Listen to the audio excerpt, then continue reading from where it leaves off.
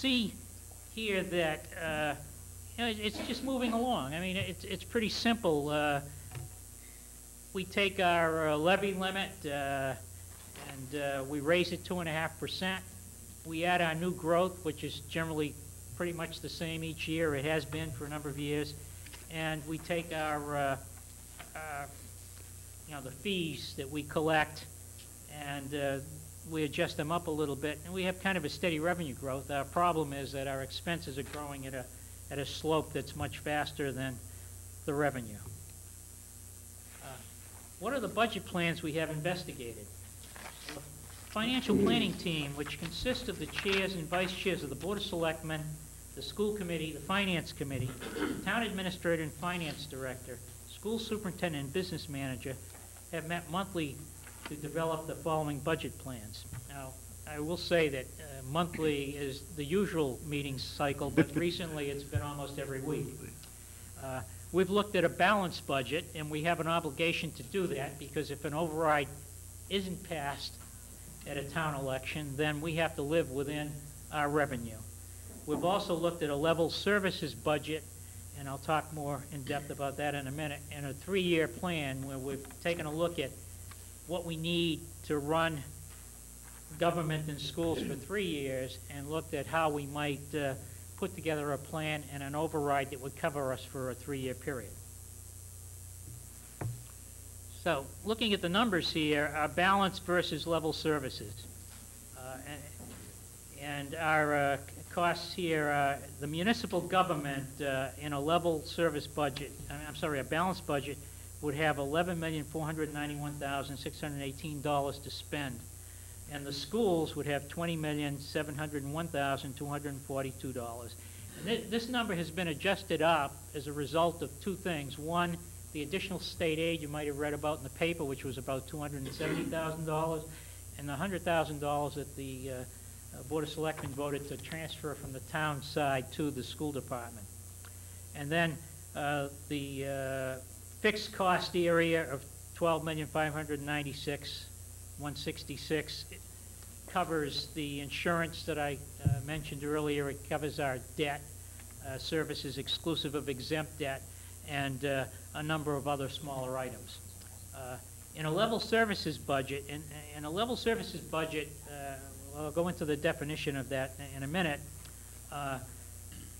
As you can see on the town side, we're basically restoring the cuts that were made, and we've added one person. In the school department, we've restored the cuts that were made, and there's 8 teaching positions that are filled in addition to other things. There's some detail of that in the following slide. And then in our fixed cost, you notice that number's gone up. And that number's gone up because as we put employees back, the benefits for a single employee in town is $9,000. So for every employee, $9,000 has to, every employee reduced would take $9,000 off of the fixed cost, and any employee added would add $9,000 to the fixed cost. It's an average number, but it's a workable number in terms of dealing with our budgeting process. A 3-year plan would look something like this, where we would be funding the level services budget in year 1. And what's important about it, whether we go with a 3-year plan and a 3-year override, or a 1-year plan with a 1-year override, the budget that we're most concerned with here is the same. And there are additions to employees in both of these, and I'll go into the detail for 2009 and 2010. So let's start with what if we do not pass the proposed override. General government cuts.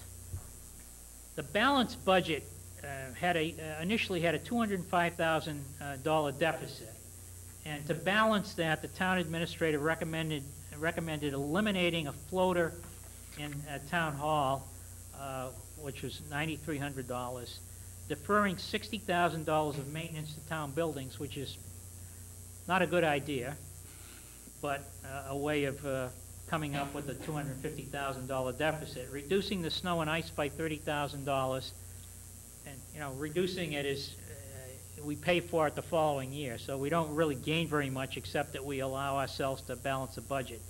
Reduce police salary overtime by $15,800, eliminate radios for the fire department, $6,000, defer purchase of one police cruiser, which was $39,300, and others spread amongst all departments for $44,600, which got us to the point where we had balanced the budget that we initially started with of $205,000.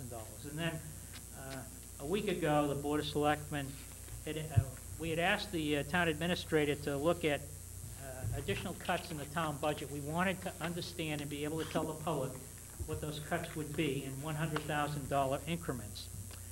So the level 1 cut, town administrator's recommendation was to take a 0.863% cut across everybody's budget and ask everybody to live within it. And that mostly impacted the police, fire, and public works. And that $100,000 cut was then voted by the board to be transferred, in other words, to take the cut and to transfer that money to the school department. Additionally, a level 2 cut, which was another $100,000, the town administrator recommended elimination of the children's librarian, reduction of one police officer by basically not filling a current open position, and reduction in the call fire department.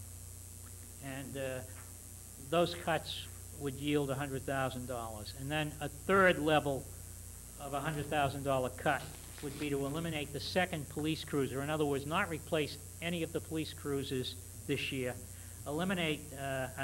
Shift recreation director's salary to the revolving fund. As you might be aware, a good part of the recreation budget comes out of a revolving fund, which is raised by the fees that they charge. And about $120,000 of the recreation budget comes out of our revenue. And this would be a cut in that area by moving the director's salary to the revolving fund. Again, reduce the town building maintenance salary. This is for someone to fill in when our maintenance supervisor is out. And then reduce full-time position in public works. That's a half-time position, Greg? They should have said a half-time position, I'm sorry.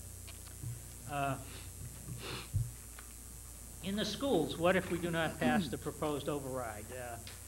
As a result of the additional state aid that we're planning on and the $100,000, the school department, instead of eliminating 16 positions, would eliminate 10 teaching positions, will require early release of elementary and middle school students every Wednesday, reduces the elementary and middle school art, music, technology, PE, physical education, library, and culture program, reduces high school electives, eliminates elementary and middle school band and chorus, reduces department heads, reduces technology support, eliminates the mentor program, reduces instructional budget by 5%, and reduces the purchase of new textbooks. What does the override provide for? In general government, and I'm talking about the level services budget for FY 2008, the override would restore cuts of $300,000 in the general government. That's the $200,000 to balance the budget and the $100,000 that was transferred to the school. It would also include the addition of a half-time position. In other words, we would be taking our human resource position from half-time to full-time. And the reason for that is to allow more resource to deal with the issues of our cost of employee benefits and contract negotiations into the future. And we would also add a half-time IT position to deal with the technology that we've installed over the past 2 years at Town Hall that require more maintenance resources. In the schools, we would restore the cuts of approximately $5,000, which is the deficit that the school department has on a balanced budget. As you recall, the balanced budget deficit was about $875,000, and to that they've picked up $375,000 between state aid and the town budget, and that $500,000 would be restored. In addition, it would add 5 teachers at the middle school, 1 teacher at the high school to address the high class sizes, and 2 special education teachers. And it would allow the purchase of new texts for U.S. history, Spanish, physics, and reading. So in addition to restoring to what we call a level services budget, it would be a level services budget. The additions of employees on the school side are related specifically to the needs of the enrollment shift to the middle school and the high school and special ed.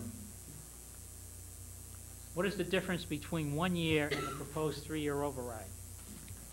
One, it provides a longer range view of the needs of the school department. It also fulfills, I didn't say it here, but it does fulfill a commitment that we made to the community last year when we had our tight budget and we managed to just squeak through, that we would be coming forward with a 3-year plan. It would add in the school department 8.4 positions in FY 2009 and an additional 7.2 positions in FY 2010, and it adds new programs in world languages and health. And I'll let the school department later on, when you ask questions in this area, give you a better definition of what the intent is. It provides longer range view of the needs of general government, and it adds the 4 firefighters that you may have read about in FY 2009, and these firefighters would be aimed at fulfilling 2 objectives, one being a movement to ALS coverage, and 2, to permit the town to fulfill the 2-in, 2-out rule associated with structure fires. We'd also eliminate the need for budget overrides in FY 2009 and 2010. So, a 3-year plan override, if you look at it from the point of view of what's needed, and this is for level services or a 3-year plan, in FY 2008, we need an additional $1.534416 million infusion into the budget. In FY 2009, we need an additional $1,543,233 infusion to cover 3 things: the additional firefighters, the additional school teachers, and the gap that we have in terms of our overall cost exceeding at a small rate over what we can raise with our Proposition 2.5 funding. And then in FY 2010, you can see that the additional money that we need is $746,426. That also includes additional teachers, as I mentioned earlier. And at this level, this is the levy limit that we would set to permit a 3-year plan. And I'll go into a little more detail of how that might work. How will a 3-year override be managed? The override ballot question will raise the levy limit to permit balancing the proposed school and general government budgets for 2008, 2009, 2010. Only with the approval of town meeting can taxes be raised. Budgets will be limited to what is required to balance the proposed budget for each fiscal year. So in other words, we would ask the town to raise our levy limit. In other words, the levy limit is the limit to the ceiling to which we can raise our taxes or raise our revenue. So we would set this to a new level, but in year 2008, we wouldn't tax to that level. We'd only approve the budget required for 2008, leaving a gap, meaning that we would not have taxed to the levy limit. In 2009, we would approve at town meeting a budget that covered for our needs for 2009, still being below the levy limit. And then in year 2010, we would tax to the levy limit, if we had to balance the budgets and fulfill the needs of the 3-year plan. We would have a written agreement between the General Government Schools Finance Committee and the taxpayer associated with doing a 3-year budget override, 3-year levy limit or budget override. What will the override cost me? And that's always the $6 million question. I picked